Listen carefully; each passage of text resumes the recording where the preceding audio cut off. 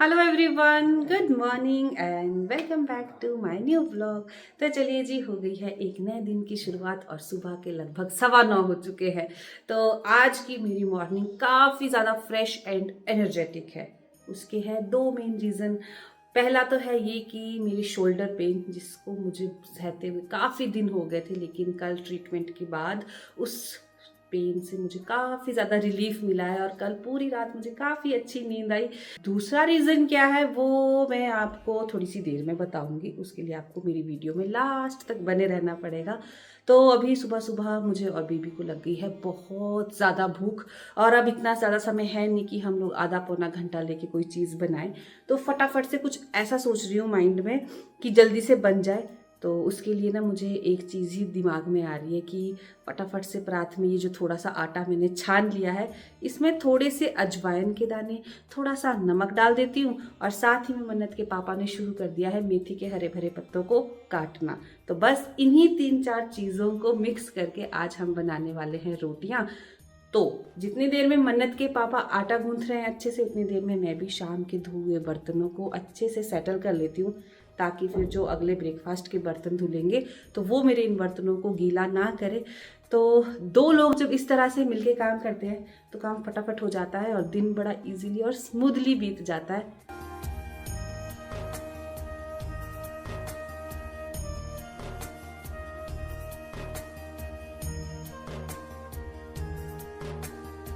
तो चलिए, यहाँ पे आटा गूंथ के हो चुका है बिल्कुल रेडी, और चाय भी चढ़ा दी है गैस के ऊपर। तो जितनी देर में मेरी ये अदरक वाली अच्छी सी कड़क सी चाय अच्छे से उबल रही है, उतनी देर में मैं भी कुछ रोटियां बेल ही लेती हूँ।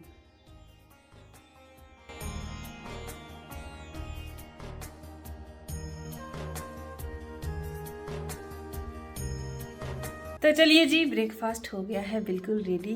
कप में चाय भी निकाल दी है और इस तरह से रोटियों पे घर का घी भी लगा दिया है। तो इस तरह का खाना मैंने बचपन में काफ़ी ज़्यादा खाया हुआ है, और यकीन मानिए ये मेरा बिल्कुल फेवरेट खाना है ब्रेकफास्ट के लिए। इसको खा के मेरा मन बहुत अच्छा हो जाता है। तो अभी मन्नत और मन्नत के पापा ने तो गर्मा गर्म जैसे जैसे चपातियाँ बन रही थी वैसे वैसे अपना ब्रेकफास्ट कर लिया। अब फटाफट से मैं भी ब्रेकफास्ट कर लेती हूँ और फिर देखते हैं कि आगे की स्टोरी क्या बनती है आज की। इसका फिर इसका हम लोग लगाएंगे। ओके ओके, चलो पहले इसकी कॉम कर लेते हैं, पहले इसका हेयर स्टाइल कर लेते हैं। हाँ। ओके, इसका क्राउन सीधा कर दो। ओके, क्राउन करना है। Now she is looking beautiful. Perfume लगा देते हैं, परफ्यूम। ठीक है। अरे मेरे चलो चलो। इसका बैग कितना टिंग सुंदर है। टोंग, हाँ जी, क्या हुआ? Please open the door. हाँ जी, क्या हुआ आपको? गुड मॉर्निंग मन्नत। Good morning sir. सर? मैं सर लग रही हूँ? मेरी मम्मा ने मेरा इतना अच्छा मेकअप किया है। मन्नत, तुम्हें मैं सर लग रही हूँ? Hello girlfriend. मैं आपकी फ्रेंड हूँ। हेलो फ्रेंड, आज मेरे घर में आपकी ना चाय बना रही हूँ। ओके, टिंग टिंग टिंग टिंग। कहाँ बैठूं मैं आपके घर में? इधर बैठो। इधर बैठूं? Okay, wait. ओके, कैसी हो? चलो इसको उठा देती हूँ। ओके, चलो मैं अपना पर्स रख लेती हूँ, बहुत भारी हो रहा है। हाँ रख लो।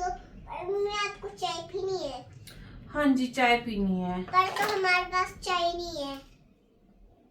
हमारे पास चाय मैं नहीं। जूस पीऊंगी, चाय नहीं पीती मैं। ओके, जूस बना दिया। Okay, P low. बहुत अच्छा जूस बनाया है आपने तो, ऑरेंज पट्टी जूस। भी जानी है मैंने। लो जी, थैंक यू मन्नत। तो मन्नत, क्या आप मेरे साथ खेलने पार्क चलोगे? नहीं, क्योंकि बच्चा रो जाएगा। किसका बच्चा? मेरा बच्चा ही देखो। इसके आंसू आएंगे ना, क्योंकि मैं इसके साथ खेल नहीं सकती। मन्नत, आप तो बहुत बिजी हो, फिर मुझे लगता है मुझे जाना चाहिए।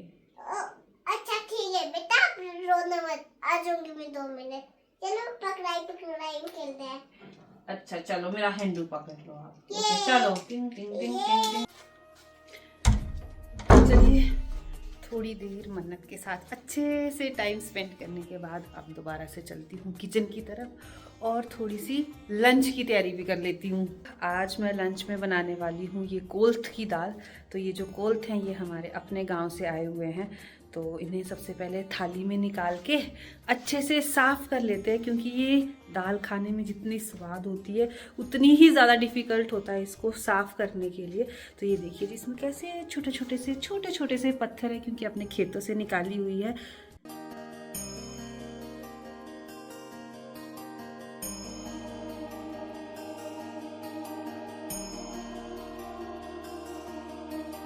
यहाँ पर मैंने अपनी दाल को अच्छे से साफ़ कर लिया है, और ये देखिए जी इतनी सी दाल है और इसमें कितने सारे ये कंकड़ और छोटी छोटी सी डंडियाँ निकली है।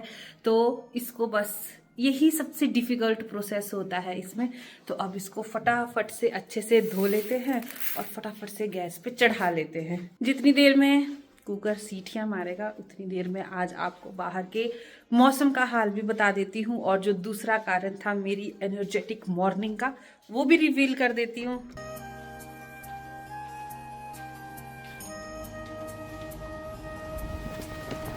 ये रहा जी मेन रीज़न मेरी एनर्जेटिक मॉर्निंग का।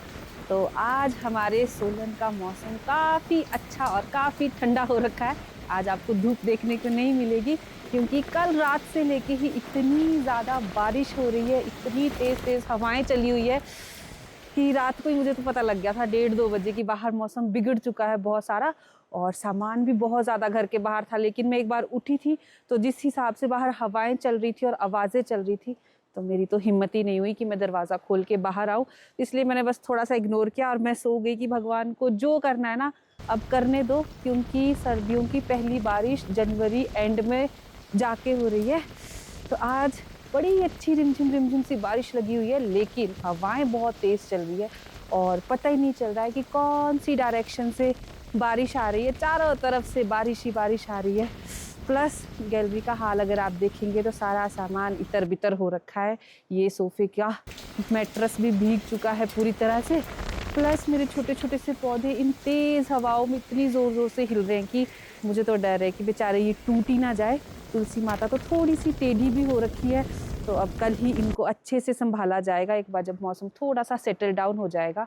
और इतनी सी ही देर में ना मेरे हाथ बिल्कुल नम हो गए, कान तो ऐसा लग रहा है जैसे है ही नहीं। प्लस हमारी जो धूल से भरी हुई सड़क है आज वो भी अच्छे से सेटल डाउन हो गई है। अच्छी सी पानी की नदियाँ इसमें चल रही है।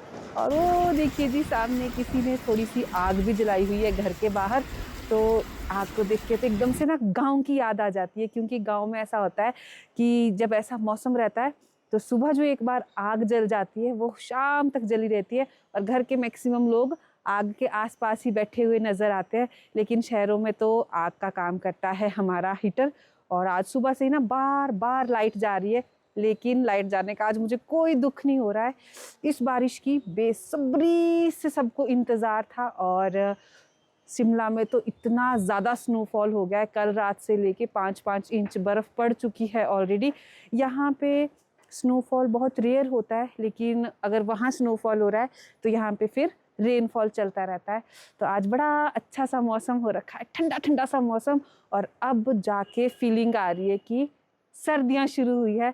तो इतनी लेट से शुरू हुई है सर्दियाँ, तो मुझे लगता है कि आगे आने वाली ऋतुओं पे भी इसका काफ़ी ज़्यादा असर पड़ने वाला है। और अगर ध्यान से देखूँ ना मैं बहुत ध्यान से, तो ऐसा लग रहा है कि बारिश के साथ साथ थोड़ी सी स्नोफॉल भी हो रही है, हल्की सी मुझे देखने को मिल रही है, क्योंकि शिमला में बहुत ज़्यादा स्नोफॉल हो गई है। तो देखते हैं ये बर्फ़ यहाँ पे ठहरती है कि नहीं। वैसे तो बहुत सालों में कई बार ऐसा होता है कि सोलन में बर्फ़ ठहरती है, तो इस बार देखते हैं कि किस लेवल तक बर्फ़बारी होती है और यहाँ पे बारिश होती है। तो चलिए जी, सब कुछ भीग चुका है, इवन कई बार तो बारिश वो शीशे के ऊपर वाले कोने तक भी जा रही है।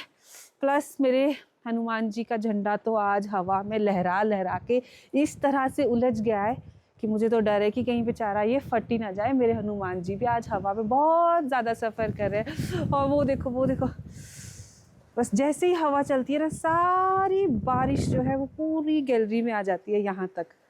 और गलती से मैं भी अपने पैरों में अंदर की ही चप्पल लेके आ गई, तो ये भी हो चुकी है बिल्कुल गीली, और मेरी नाक देखो ये भी हो गई है बिल्कुल रेड। तो आज मन्नत को तो पहले अंदर ही चलती हूँ मैं। तो आज मन्नत को तो ना हम लोगों ने बिल्कुल कमरे से बाहर ही नहीं आने दिया है, बस उसको खिड़की से ही दिखा रहे हैं कि बाहर का बेटा हाल क्या है। और देखो मैं दरवाजा अंदर खींचने की तरफ अंदर खींच रही हूँ और दरवाजे को जो हवा बाहर खींच रही है। उफ, तो चप्पल हो गई पूरी तरह से गीली। तो मैंने निकाल दिए जी यहाँ पे नई वाली गरम गरम सी अपनी फूले। मैंने सोचा था शायद इस बार यूज ही नहीं होगी, लेकिन वो वाली गीली होगी, अब वो तो रहेगी वहाँ, सुखानी पड़ेगी। तो ये मेरे अच्छे से काम आ गई। साथ ही में कुकर ने भी बहुत अच्छी सीटियां मारना शुरू कर दिए, तो बस 3-4 इसमें आ चुकी है और भूख से पीड़ित लोग भी आ चुके हैं किचन में अपना काम निपटा के। भूख से पीड़ित। यस गाइस, हम लोगों का अब बढ़िया सा गर्मा गर्म सा लंच भी हो गया है और मज़ा ही आ गया कोल्थ की दाल को गर्मा गर्म से चावल खाने से। तो बस एक बार अब सोने जा रहे हैं हम लोग ना, तो एक बार बाहर अच्छे से चेक कर लेती हूँ, दरवाजे वगैरह अच्छे से बंद कर लेती हूँ और देख लेती हूँ कि बाहर हो क्या रहा है। Oh my God, let me turn the camera. तो ये देखिए जी, सामने की पहाड़ियों पे तो बर्फ़ भी ठहर गई है और जो कि बहुत सुंदर लग रही है। ये देखिए जी, तो सामने की पहाड़ियों की चोटी पे तो इस तरह से बर्फ़ ठहर गई है। अब हम लोग तो उम्मीद ये करते हैं कि ये हल्की हल्की सी हमारी तरफ को भी आ जाए। तो बड़ा सुंदर सा उस साइड को देखिए, उधर उधर को बहुत ज़्यादा स्नोफॉल हो गया है वहाँ देखिए। तो जब सोलन में इतना हुआ है तो शिमला में किस लेवल का स्नोफॉल हो गया। तो भगवान जी मज़ा ही आ गया आज तो चलिए इसी खूबसूरत नज़ारे के साथ मैं करती हूँ इस ब्लॉग को एंड। मिलूंगी आप लोगों से कल, तब तक आप सभी लोग इस ठंडी ठंडी में अपना ध्यान रखिए। जय माता दी।